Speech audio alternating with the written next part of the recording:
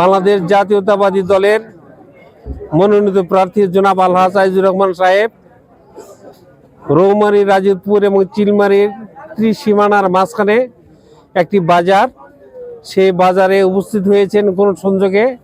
সেই গণসংযোগের স্বতঃস্ফূর্ত মানুষের সাড়া পাওয়া যাচ্ছে ধানের শীষ প্রতীকে ভোট দিবে। এই কারণে তারা ধানের শীষ প্রতীকে ভোট দিবে। যেমনটি করে সৎ চরিত্রবান যোগ্যতম যোগ্য ব্যক্তি আলহাজ আইজুর রহমান সাহেব, পাশাপাশি দেশনেত্রী বেগম খালেদা জিয়া তথা তার সুযোগ্য পুত্র ভারপ্রাপ্ত চেয়ারম্যান তারেক রহমান এর আস্থার প্রতীক জনাব আলহাজ আইজুর রহমান সাহেব জনমত জরিপে শীর্ষস্থান ধারণ করার কারণে জনগণ অত্যন্ত খুশি এবং আবেগ আপ্তুল। তাকে দিয়ে তাদের চিরদিনের যে সমস্যাগুলো আছে সেই সমস্যাগুলোর সমাধান পাবে, এই আশা, এই প্রত্যাশা সাধারণ মানুষের।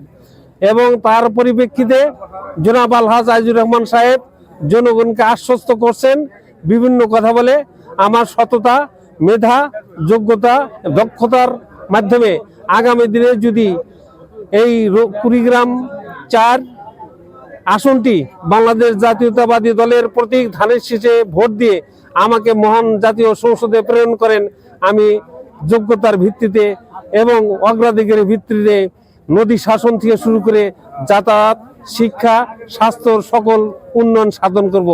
এবং জনগণের কাছে উনি ভোট প্রার্থনা করছেন এবং জনগণ তাকে স্বতঃস্ফূর্তভাবে সমর্থন যোগাচ্ছেন।